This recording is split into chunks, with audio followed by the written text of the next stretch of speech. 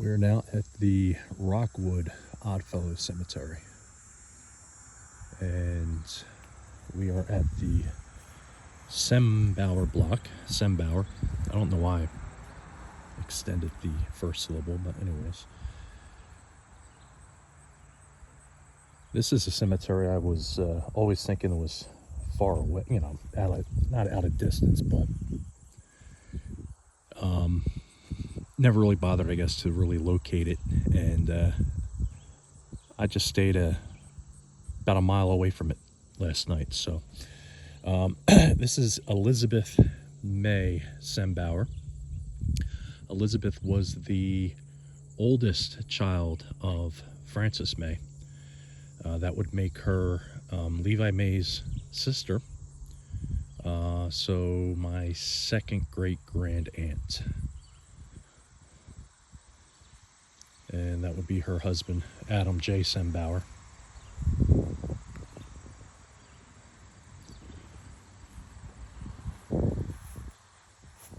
So Elizabeth was born 1853, and Levi was the youngest. He was born 1859. So the letter that Frances May wrote home, she was the oldest of his children.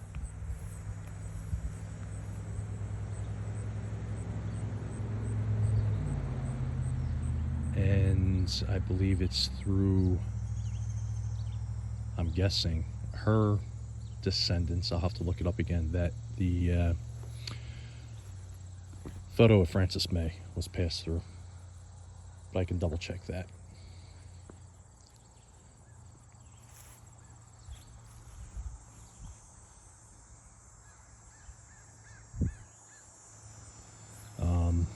There is a little tragedy in the story, though. It's not with Elizabeth May. Let's go over here with the Growalls. All right, here we go. So Elizabeth and her husband had Mary A. Sembower, 1891-1948. She married Harry B. Growall. The Growalls were a family. They had a millworks in Rockwood. Rockwood is, like I said, not even a mile down that road. I think the other side of the trees is the Rockwood School. So Mary was the child of Elizabeth May, the daughter. And then they had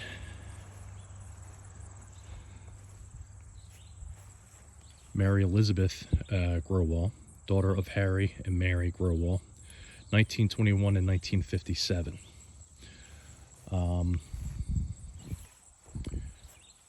I did discover the story, the newspaper clippings.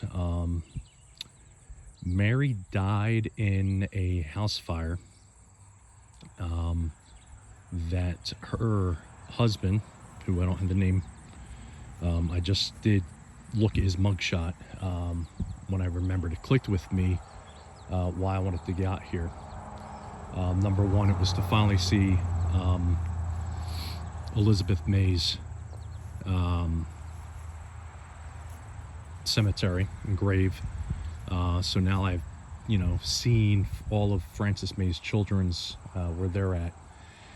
But then also to come out here because, as I was saying, Mary Elizabeth died in a house fire that her husband and his brother stood trial for murder, and was originally found found guilty, and was convicted to life. That they had, for insurance purposes, killed Mary to make it look like an accident. I forget the story on how he was released later on down the line, but he was released from prison and did remarry, and from his obituary, he had, strong Christian man and all that stuff. But it was pretty brutal when you read what happened to Mary. Apparently they made it look like she was smoking in bed and fell asleep, and that's what set the house on fire. There was a bottle placed, within the vicinity, and but a neighbor, who actually, when they saw the house on fire, which is no longer there, I drove by, that was on 12 Chestnut Street in Rockwood. It looks like someone's really nice garden right now, on Water Street. But when the neighbors who rushed in and got her out of the burning building, again, I'll post the story later on. Her husband and brother-in-law were there within a short time. They were seen leaving. There was a fight beforehand. So it got really to the point where her husband and his brother stood trial and were found guilty of murder of Mary Elizabeth.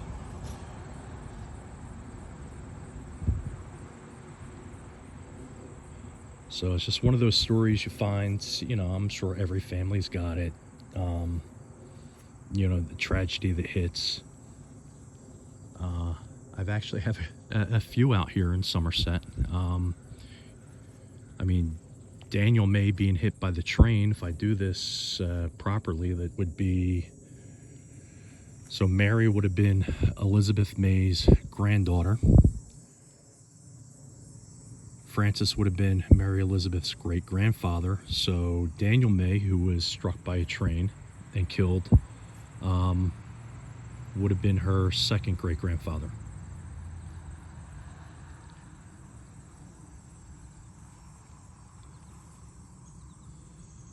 So yeah, I'll probably do a short video on what happened to Mary Elizabeth. And you know what? You look at it, they definitely buried her under her maiden name and made sure to list that she was the daughter of Mary and Harry. So, she's with family now. And no need to make any connection after the story's told. So wherever she is, she's with her parents and her grandmother.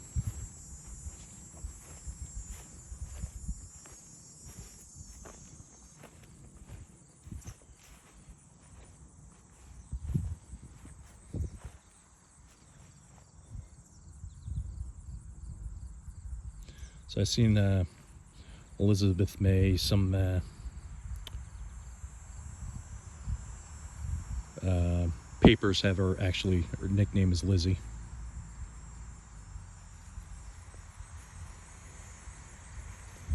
And we've got some other stones here that I'm not sure who's who.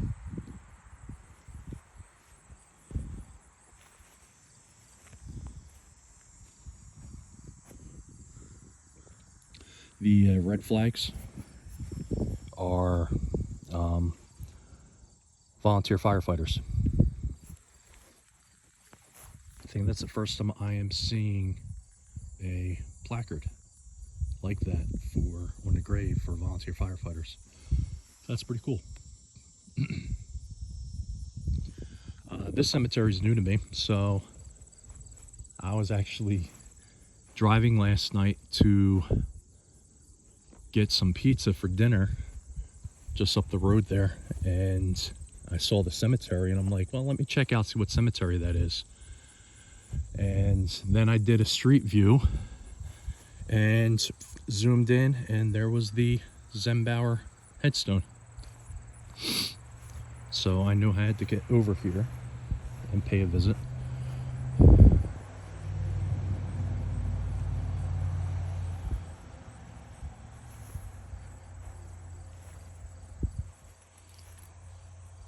So I'll look all these names up, see how we're all connected. So definitely Elizabeth May married Adam Sembower. They had Mary Sembower, who married Harry Growall. And then they had Mary Elizabeth. And then I think it is Harry's father that owned the millworks down in Rockwood. But that's something to dig in a little further too.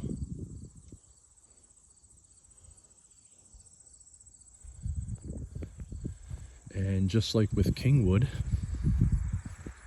we'll walk over here a little bit.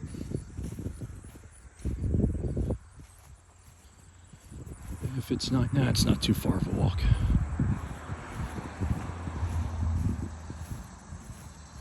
Oh, look at these stones.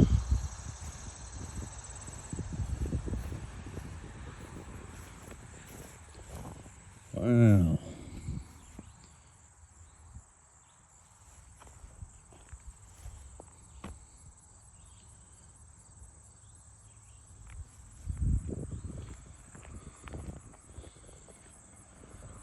It's the same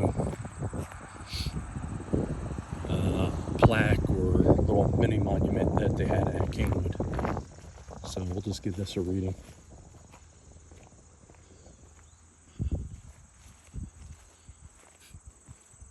Oh, okay. It's from the American Legion.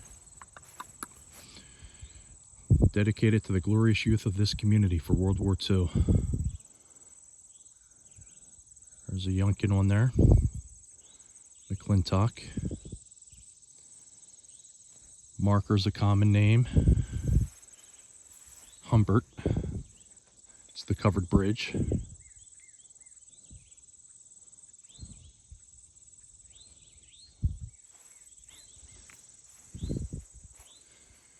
And they got a placard for each war.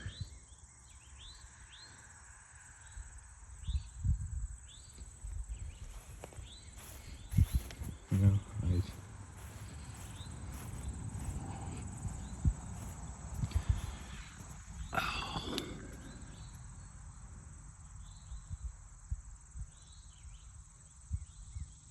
yeah, I think this is the first time it's clicking with me that I am seeing grave markers for the Persian Gulf War and the war on terrorism. Like, I know I've seen Vietnam placards, but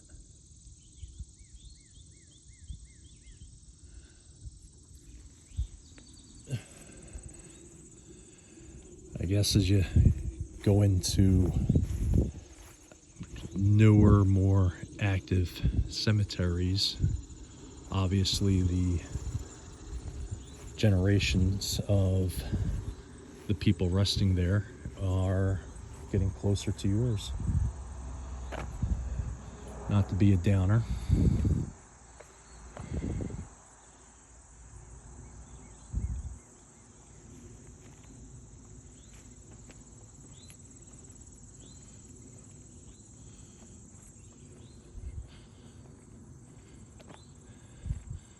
Mr. and Mrs. J.P. Growall.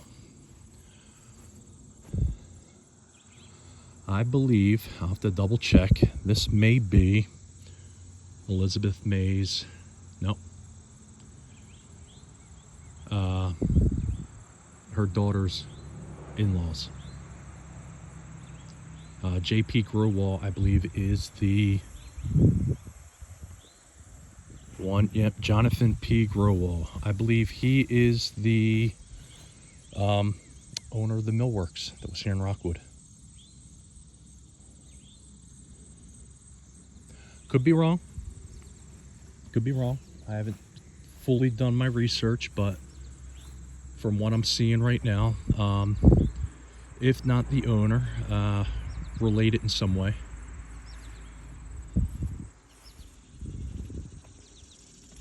I wanted to walk over here real quick.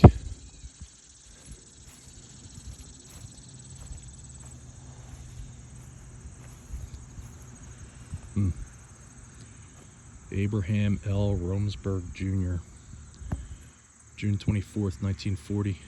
January 21st, 1944.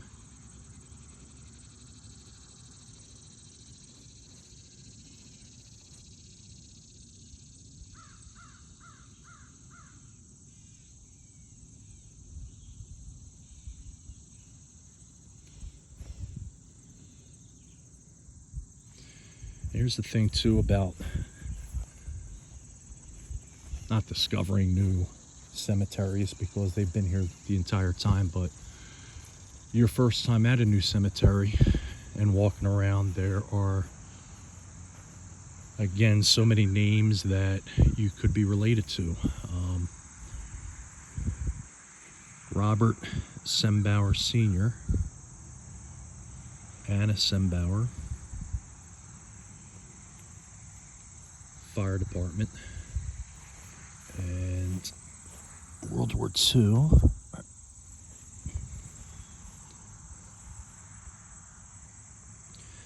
Is actually listed down here.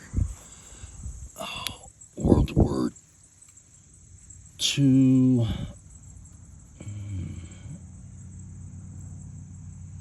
E1O and PTO.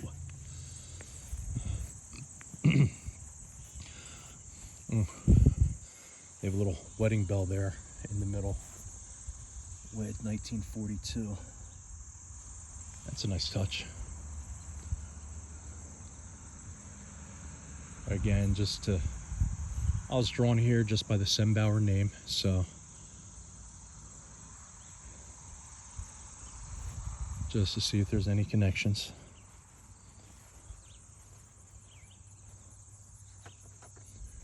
Yeah, see, this is why, like, when I mentioned I haven't really noticed Vietnam markers. I mean, here's a Joyce Plutcher, Major, U.S. Air Force, Vietnam, but you notice there's no placard, so like you have for, the GAR, for the Civil War, War of 1812, so on and so forth. But here's a Vietnam marker here, so.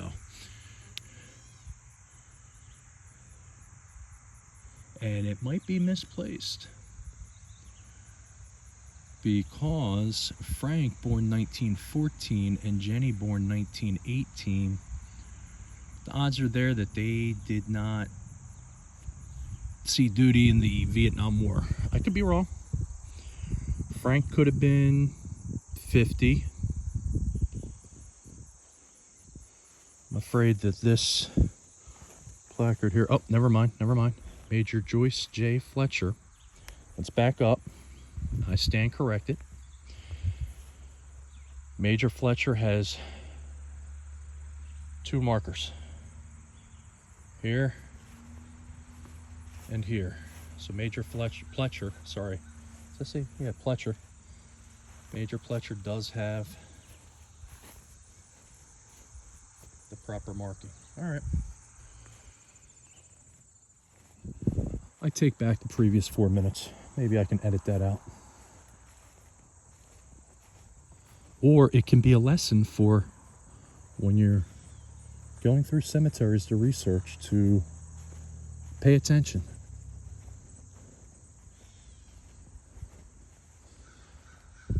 You could have more than one marker.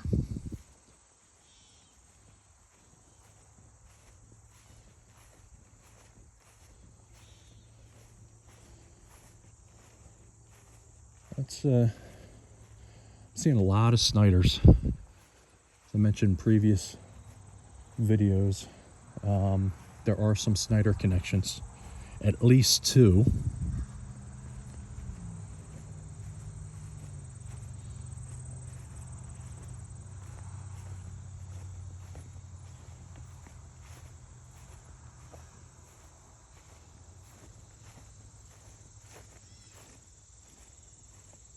Yep. So here's an example. So George Mitchell here, World War II.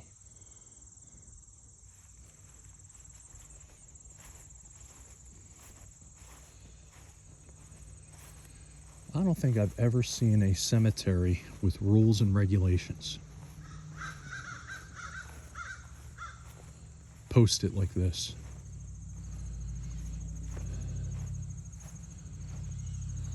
Containers must be removed by August 1st. Christmas artificial flower decorations and containers to be removed by May 1st. Any tree or shrub planted after June 1st, 1990 must be limited by 30 to 36 inches height and maintained by lot owner or their heirs. No children under 12 permitted unless accompanied by an adult. No running, jumping, climbing, or playing on headstones or premises. Lot owners or heirs responsible for repairs of unsafe headstones subject to desecration of cemetery association directors. Entrance to the cemetery premises to be at your own risk. I mean, let me just say this.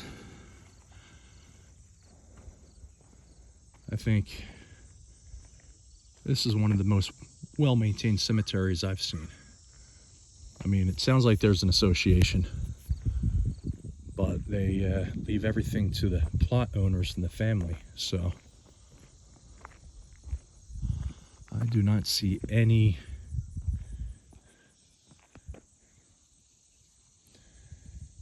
in disarray. And there are flowers all over the place. So this is a well-visited cemetery. Here's another Sembower. Again, just to mark.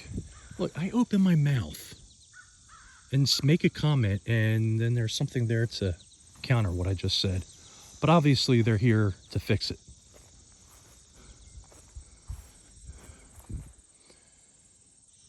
Somebody's working on it.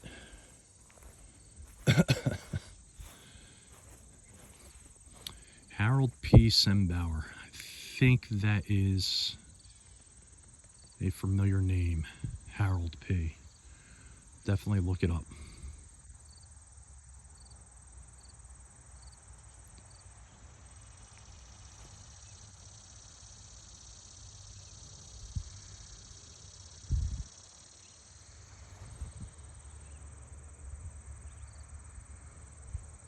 Yes, I think this 1910.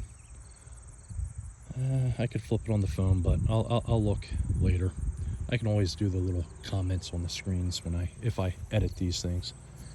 But 1910. No. Elizabeth May Sembower passed 1913. So.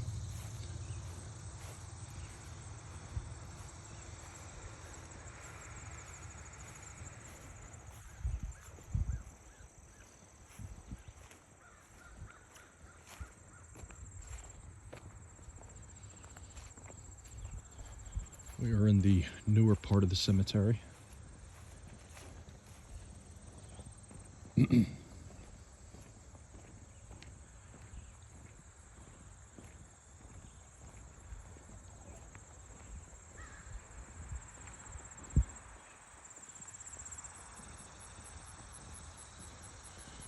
There's a couple things in researching that, especially yesterday, the name Hay kept coming up when we were searching for Mays.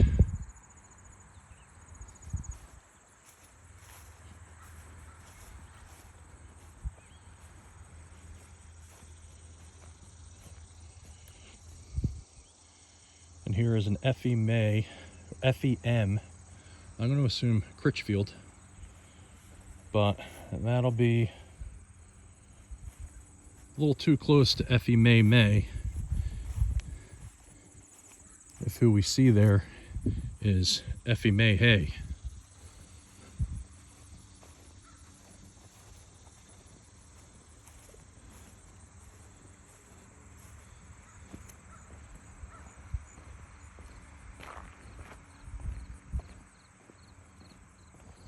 More Yunkins.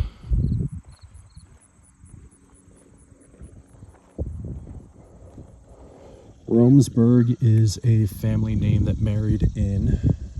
I've seen that maybe once. Sanner, I think, too, especially when it comes to the Sembowers.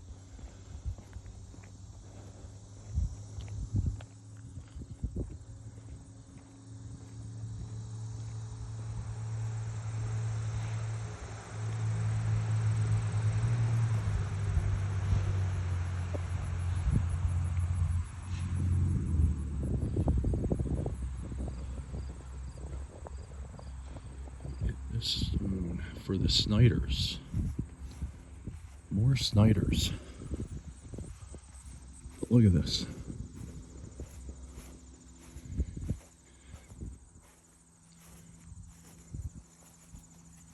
I can't see the screen because of the sun, so hopefully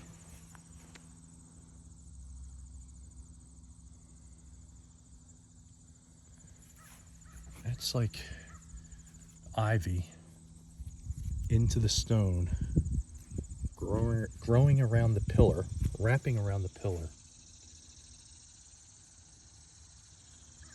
I mean, this may have aged a bit, but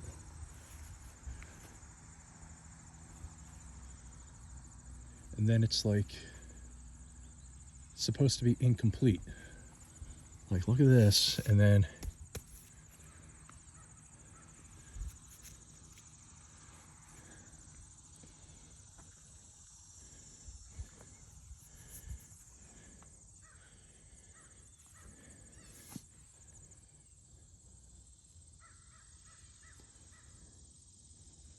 it's like this was a whole big revelation in art, or what? They didn't pay their last invoice?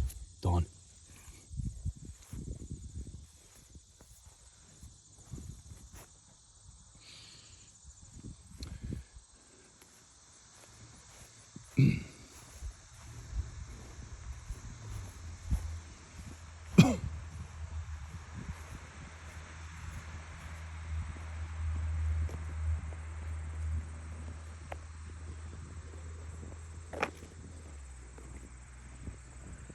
Some more Snyders.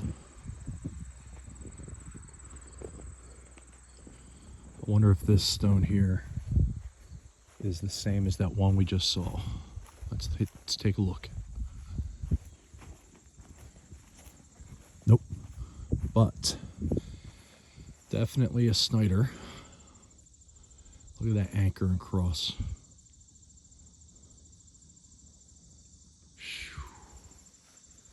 And here's the same thing. Yeah, I bet you they did it to match each other. There's a full pillar, ivy going around. Look at that, the ivy into the unfinished or the side of the rock.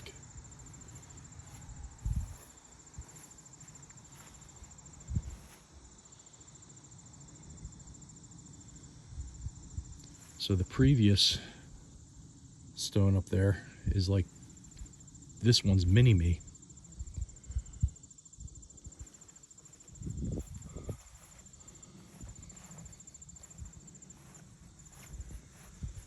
Like all the way in through there.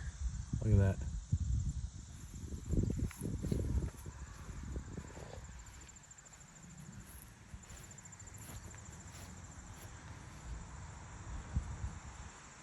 Very typical of Victorian and Edwardian times.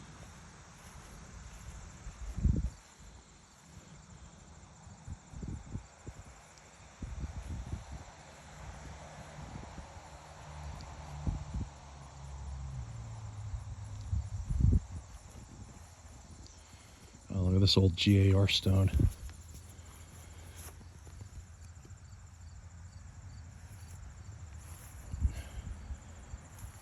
Harrison Snyder.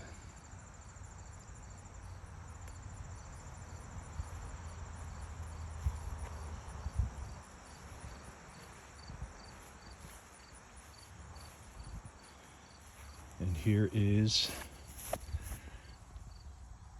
the Oddfellows.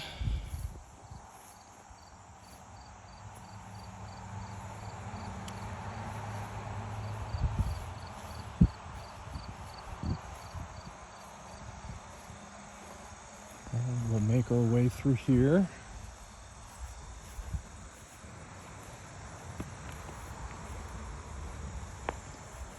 And we are back with the Sembowers, and this is where we'll end this video.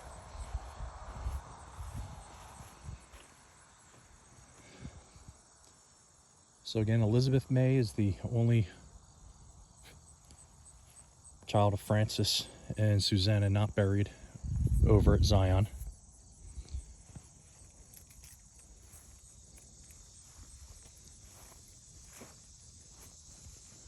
but we are not that far from Mount Zion. Probably 10 minutes, 15 minutes at the most.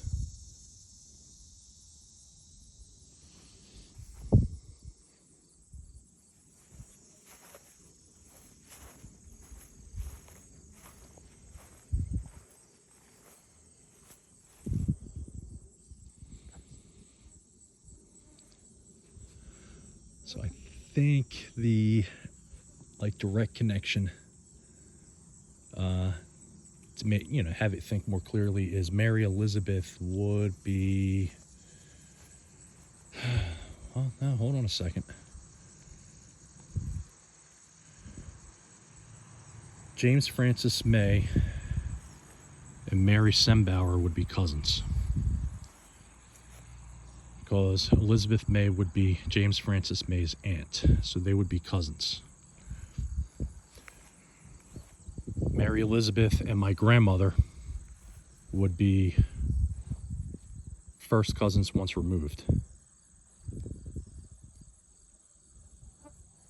or however your genealogy math works. But definitely that, my grandmother's generation. Mary Elizabeth born 21. My grandmother was born 1917.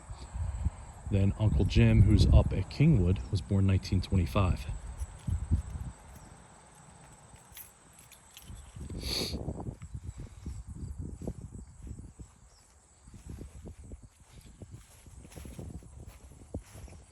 Well, we will be sure to be back again